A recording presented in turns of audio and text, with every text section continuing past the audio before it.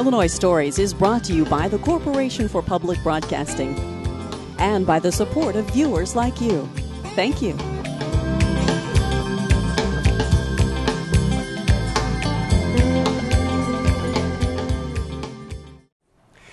Hello, welcome to Illinois Stories. I'm Mark McDonald in Springfield at the State Journal-Register. One of the few editorial cartoonists in the state works here. In fact, in the whole country, there are fewer than 100 editorial cartoonists still working. Now, you may be curious, like we were, about the job description and the creative process that goes into editorial cartooning. Join us as we tag along with Britt. Well, Britt, Monday morning, it's State Journal-Register, and Mondays are a little different for you as the editorial cartoonist than other days of the week, aren't they? They are. I mean, you've had the weekend to digest the news, pay attention to world events, what's going on in your community, your state, and the world, and it's an opportunity to come in and get a fresh start. So the first thing you do, I guess, is sort of familiarize yourself with what happened over the last 2 or 3 days, right? I do. You know, I keep up over the weekend, too. You know, I'm reading. It's kind of a constant battle for me. I don't think it's a chore. It's part of my job. Sure. But it's always, you know, reading the papers, paying attention to the news. I don't really have that off switch where, you know, I can turn myself off. I'm always kind of observing and looking and trying to figure out what's going on. You know, people think about the life of an editorial cartoonist, and they know what reporters do and they know what editorial writers do, but they don't really know what a cartoonist does. Is your head in the newsroom, or is your head in some fantasy land out there? Are you based in the news? Is that what you really think about? Yeah, I mean, I guess I think editors probably question where my head is at all the time, you know. But I immerse myself in the news. I mean, I look at myself as kind of a you know, news junkie. I mean, that's where the stories are born in my imagination. Then the idea is trying to take what's in the news and visually portraying it in an editorial cartoon. I'm really, you know, drawing an editorial each and every day. And in fact, if your stuff's not fact-based, it's not worth anything, is it? Yeah, I mean, there has to be some facts to it. I mean, the cartoon has to be based on some facts. You don't always have to be completely truthful, shall we say. You can exaggerate to get your point across. But, you know, you just can't come out and say something crazy that's not based in the truth, because that's what makes it funny, and that's what makes it poignant, and that's what makes the cartoon hard-hitting. As we walk through the newsroom here, let's go back to your workspace. Okay. And take a look at where you work and how you do what you do. Sounds good.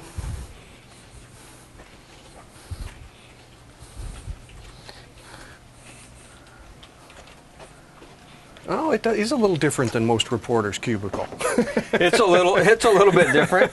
I will have to say mine is cleaner than Bernie Schoenberg's space, and I hear he got a kick out of that. But you got your drafting table, and you've got all your set up. You got paints over here. You've got inks that you work from. So things haven't changed all that much in the computer age, have they? Not for me. I'm pretty low tech. It's pencil, erasers, plenty of whiteout, brushes, ink, pens. It's about as low-tech as you can get. It's, you know, a lot of times at the end of the day, the finished cartoon ends up really kind of looking like a war zone. You know, you've got pencil marks and, you know, eraser marks and crumpled edges and whiteout all over it.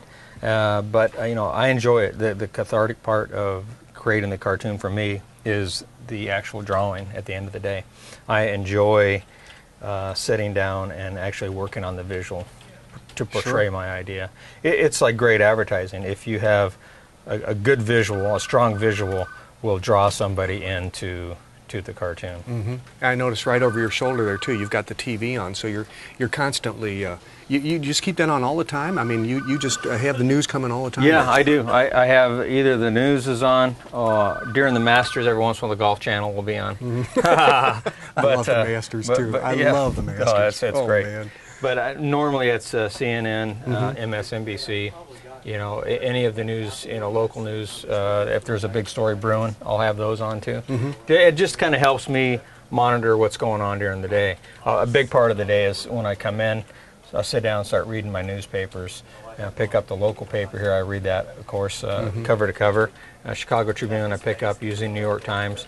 And then I, go on my computer and start surfing the web for different stories, seeing what's going on out there, any breaking news that's happening that I should be aware of before I start my day. As we stand here on this Monday morning, last night was a big deal in the entertainment industry because the Oscars program was on. Right. The awards were given. So the first thing you did when you got in this morning, you got some ideas from that last night. I did. You started doing some sketching, didn't you? I did. I did. I think tomorrow I'm going to combine an idea. The best actor is going to go to Congress for portraying a courageous leader, and I'm going to have the member of Congress holding up the Oscar saying, "Thank you, it was nothing really," and someone from the audience says, "You can say that again." That again. Here they are down here. So, and I'll finish and I'll finish the drawing up with some light sketching, add some more audience members, and then I will begin the inking process, which, like I said, is pretty low tech. It's with a Winsor & Newton paintbrush, dip it in my ink, India ink, and try not to get any of it on my clothes. There's a reason I don't wear nice shirts and fancy ties and dress shirts, pants anymore. It's a good excuse not to have to do that. That's right. Exactly. Well, in fact, you look like a cartoonist. Thank you very much. I think like one sometimes too. We're gonna show you doing some of this process a little bit later on. Sure. But while we're here, I've asked you to get out some Illinois cartoons. Okay. And of course, our viewing area is basically Illinois. Sure. But Gatehouse also has a large Illinois readership because you have the Macomb paper and the Peoria paper. And so when you do Illinois cartoons, they're well circulated. They are, yes. I get a good amount of feedback from newspaper readers all across the state. The Chicago Tribune runs my work as well. Peoria, like you said.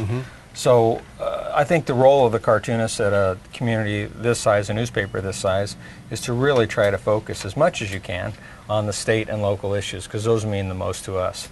It's interesting to look and find out what's going on in the Middle East, but really people are more concerned with what's going on in City Hall or the governor's mansion. Yeah, and they're not going to see political cartoons about Illinois anywhere else. No, that's the value, is they're not going to get that off the wires. I'm going to pull some of these, and show some of these, because I asked you to get out some of your favorites, and I love some of these too. This was the one from when Roland Burris became known that he had built a monument to himself at a cemetery up in the Chicago area. Yeah, that's right. And this one has him as Pinocchio with his nose growing every time he he told a lie. He opened his Here mouth. lies Roland Burris. And here's Governor Quinn. Of course, this demonstrates that he sort of inherited a tough ship estate, didn't he? Yes, he did. Full steam ahead, and you have the rats jumping off and heading to gosh knows where. And we all had fun with the inaugural ball because, there was no money for anything else this year, but we had plenty of money for a big ball. It was a pretty slimmed down affair. So I had an image of this gigantic woman saying, "Hi, darling, may I have this dance?" labeled state deficit, and Quinn not looking too pleased. Oh, shoot. And, of course, the Cubs and the Bears, always. You got to poke fun at the Cubs and the Bears, especially the Cubs. Yeah, the long-suffering, Chicago sports fans, I just thought this was kind of a natural. The Bears had lost a big game, and so the Cubs come up to him and says, "Cheer up, there's always next year." The perennial always next year. And this is funny too, because we talked about Illinois politics and Illinois humor. It wasn't too long ago when the whole country was having fun with Blagojevich. Oh, Blagojevich was, for a cartoonist, he's a dream candidate. He's a walking cartoon, and this one was based off when he went on Trump's show, and Trump says, "You're fired," and Blagojevich says, like, "I haven't heard that before." And with them, it's just great. He's got this great mop of hair, like I think Jay Leno once said. Yeah, they both of them do. I think Letterman once even said that, God help us if Trump's hair ever tried to mate with Blagojevich's hair. And I think Leno refers to his head as a Klingon helmet, actually. And, of course, this one's a little more serious. It's funny, but it's a little more serious because it's a little too true, isn't it? I had Washington just saying, "I cannot tell a lie," and a couple observers in the background saying, "Obviously not an Illinois politician." And looking down in the corner where Rod and Roland are. I know we could add many other politicians in there, too. You could have one of our former governors, Ryan, in there, too. Now, as a cartoonist, you have to be ready. I mean, when an election happens and you get a new president, Right. you got to really get ready to be able to draw that person and be able to impersonate that Sure. person on paper, because Sure. you're going to be doing a lot of that. If I asked you to just pick up a piece of paper and make a cartoon of Obama, you could just Sure. flash it off? Yeah, I can just show you how I do it. Let's see it. And you know, I think the quandary that most political cartoonists have every 4 years is, do we vote for the guy who's going to be the best president, the best leader, or do we vote for the guy who's going to be the funnest to draw for the next 4 years? Right. That's our bread and butter, man. Yeah, that's and if that's the case, Ross Perot probably would have been a president. Yes, he if would. It would have been up to the cartoonists. So if I'm going to draw Obama, it's a he's you know, you try to simplify over time. At first you try to capture every little detail. Then it gets down to just, you know, a couple little you know, marks here or there. So with Obama, you know, just you know, grab his nose. And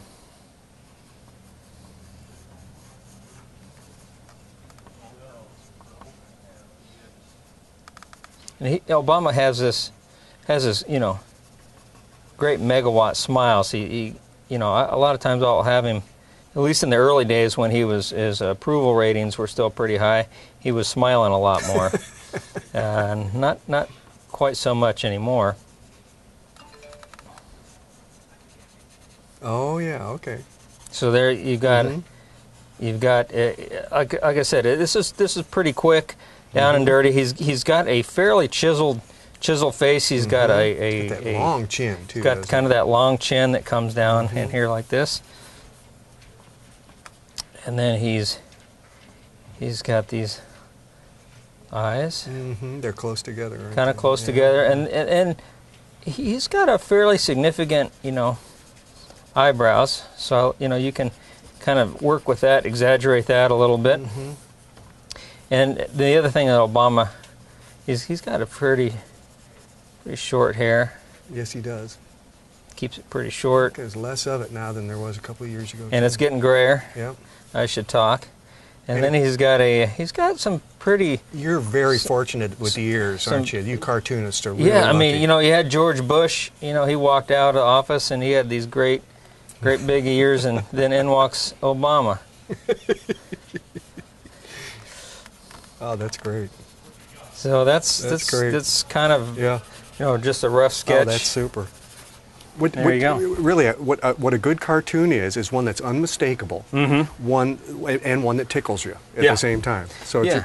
You know, it's like they say, you know, with an editorial cartoon, they're not always funny, they're not supposed to be funny, but a spoonful of sugar can help the medicine go down, as I think Mary Poppins once said. Maybe she was a closeted editorial cartoonist, I don't know.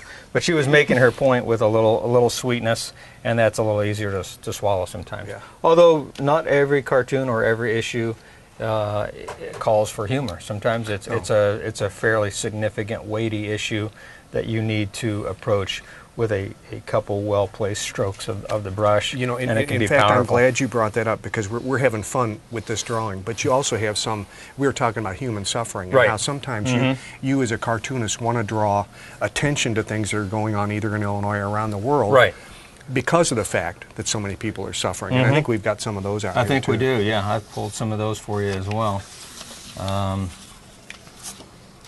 Darfur is a good example. Darfur, right there. yeah. You have this ongoing struggle there, and this one was an image from our past, the Holocaust victims looking at the Darfur victims, saying the world stood by while we suffered too. And I think still, as a world community, we can do a lot more. And you were well known for not letting George Bush off the hook for anything either. Yes, George Bush, you know, our famous criminal in chief. He started, in my opinion, 2 wars that were not necessary. And at the end of his term, he went over there to say goodbye. Someone threw a shoe at him, which is a major insult. So this cartoon was based on that. I have Bush looking at this pile of boots, combat boots from our own troops, and it says, "You can duck the shoes, but not the boots." pretty sobering image. And a little closer to home here we're talking about. Now this is funny, but it's sad at the same time because we're well known for not the healthiest food in the world. And, the horseshoe, yeah. yes, the gross food consumption. It says we're number one, deep fried hunk of junk. I have never partaken and don't plan to eat a horseshoe, but there are many in this community who do enjoy them, and I am pressured all the time to try one.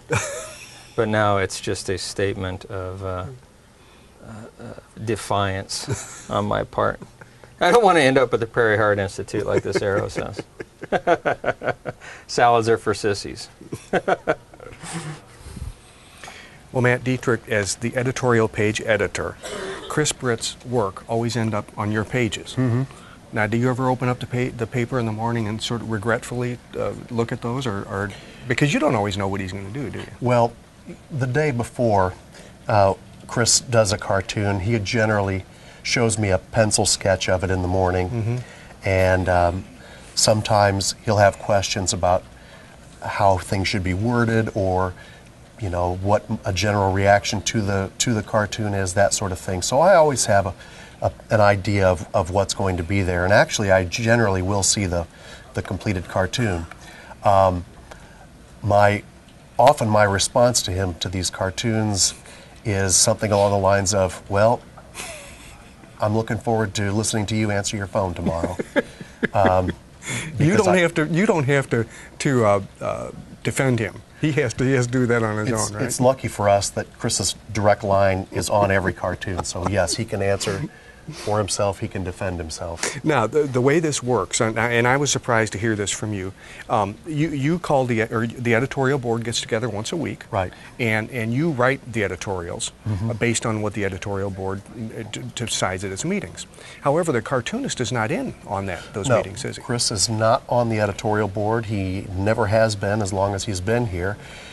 That is somewhat different than some other newspapers. I know editorial cartoonists are at some papers on the editorial boards.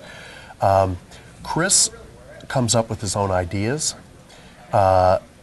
He works exactly the same as an op-ed columnist works. He comes up with the ideas and he executes them. Mm-hmm.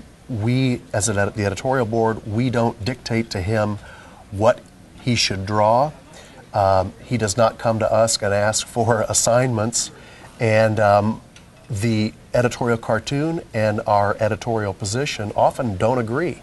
Sometimes they are diametrically opposed. I've noticed, though, and I thought that you all were working very closely on this, because oftentimes they will dovetail, and I thought, well, that was interesting, because the editorial today reflects what's in the cartoon or vice versa, but that's not planned. I mean, it's not rigged that way. No, and at times, if we have editorial board discussions, and if I know that Chris is working on something, I might mention to him, well, we will be doing an editorial on that, and in that case, at times, we'll try to make the cartoon and editorial run together. That doesn't always happen. That's just more of the luck of good timing. But at the same time, sometimes I will know that Chris is going to be drawing on a certain topic and that we're going to be editorializing on that topic, but I also know that what he's going to draw is not going to be in any way in agreement with what we are going to write. And that's just a function of his autonomy. Thanks, Matt. Sure, thanks, Mark. Well, John, editorial cartoonists are far and few between. We were talking in Chris's office that there's fewer than 100, maybe as few as 80 in the whole country. And you get the honor of supervising a political cartoonist, and not too many editors do that. Is it a challenge above and beyond supervising other employees, other reporters, other columnists, other people that are in the newsroom? Well, you have an editorial cartoonist to, I guess, tweak people, tweak authority. You want them to be engaging.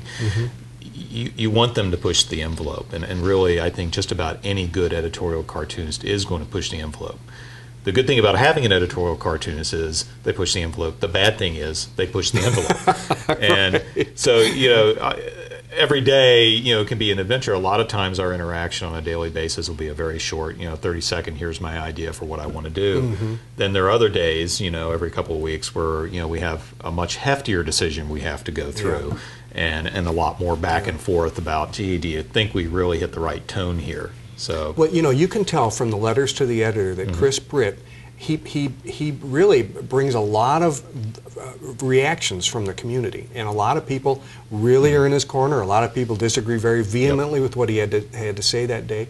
So you're in the position of, this is either over the top or it's not over the top. Have you ever had to say this is over the top and we just can't print it? Yeah.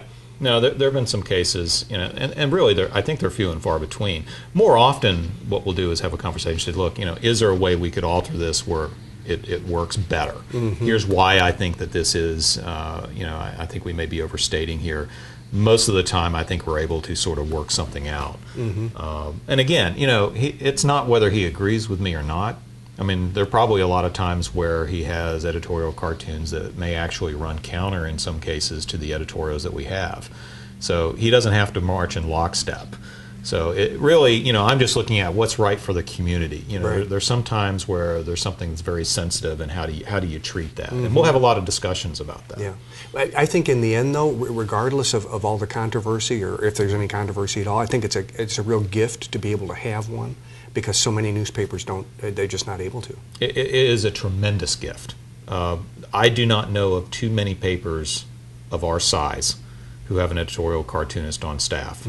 All newspapers have had to make some tough financial decisions over the past 2 or 3 years. I have fought all the time. I've just said, I really think being a state capital newspaper, this is something we have to have. This is important, and we want to maintain that here. Thank you, John. Well, Chris, we were looking at your sketch earlier. This gives us a chance to fill in some of the blanks with some of the process, because you're now in the process of inking. That's the second part after you sketch it. Indeed. Right? Get that pencil. I like to get a tight pencil sketch, and then I start inking. And again, low-tech brush being dipped into the ink, and hopefully not on my sleeves. And today wouldn't matter. I got a black shirt on, but and now I'm just kind of filling in the details. And like I said, this is the most cathartic part of the day for me. I enjoy it the most. It's just watching the visual come together. Putting the ink and to the refresh paper. our viewers who may not have seen this drawing in the beginning of the program, it's Congress holding up the Oscar. And he's just won this Congress has just won the Best Actor award for portraying a courageous leader. Thank you. It was nothing really. It was nothing really. And I said again. And the audience over here says, "Yeah, you can say that again." And you'll be getting them inked in. I'll get them inked in a minute. Here's part of this gives us a chance to look at some of this. Okay. What you'll do is you will shrink that down to, it'll look like this. Right. When you're finished with your inking. That'd be the finished cartoon, right? The pen and ink, right? And then you'll shrink it down. Yep. I'll reduce it on size, the copier. Yeah. And you'll start painting, and you'll add your color. And you're a watercolorist, right? I handle everything with a watercolor because I think it gives it a much more artistic feel. The saturated color that you see on the comics page is kind of a harsh color. It kind of makes it look like a comic. This way I can control my lines. There's a subtlety to the watercolor, and I think you really get a sense of the artist's touch. Right, and this shows it pretty well, because here you got a lot of colors going on, a lot of characters. Yeah. And you can see the color that you've painted John Boehner, because he's known for that tan that he's got. Yeah, So kind of that beautiful orange glow that he has. And so I have my box of crayons that I think I have a Boehner orange in here somewhere. And there it is, ladies and gentlemen, Boehner orange. Boehner orange. Okay, then this finished product, finished from you, goes to where? This then, when that is done, I take it out. Well, first I take it and have it proofed, because I'm a notoriously poor speller. So the copy desk will help me on that. And then I will have it scanned in. It will go downstairs, and they'll get it onto the website. And then the finished cartoon will go over to my syndicate in Los Angeles, Creators News Service, and then they distribute it to my client base across the country.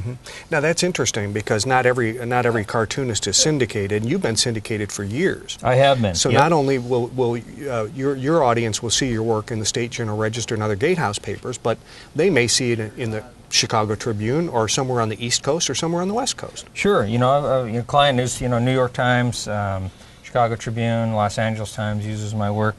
So I have the privilege of offending readers from coast to coast, as they say. So You're an equal opportunity offender. It's quite a responsibility. No regional. That's right. People are spitting their cornflakes up all over America the next morning. And I take great pride in that. Well, that's pretty neat too, because I imagine that through this syndication, you've probably won some awards for your work. I have. I've won some national awards. In my profession, they were pretty big deals.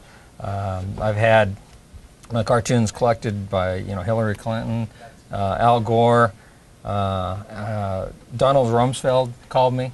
He didn't call me himself, but one of the sergeants or colonels from the Pentagon called me one morning.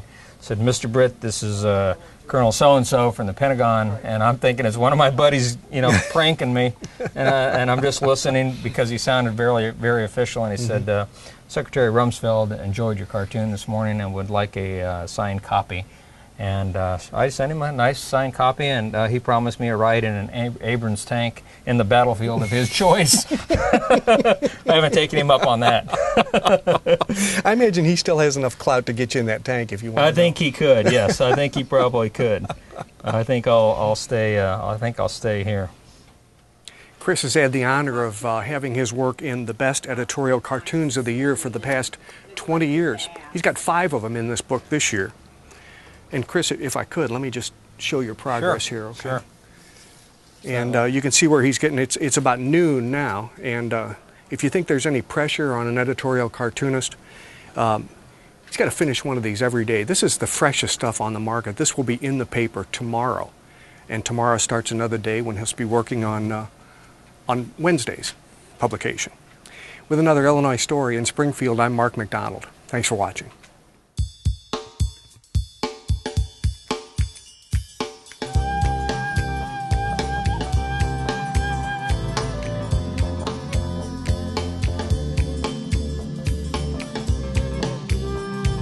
Illinois Stories is brought to you by the Corporation for Public Broadcasting and by the support of viewers like you.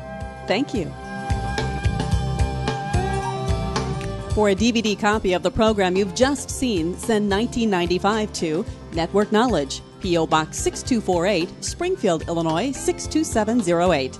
Be sure to include the program name, subject, and when the program aired. You can also order with your credit card by calling 800-232-3605.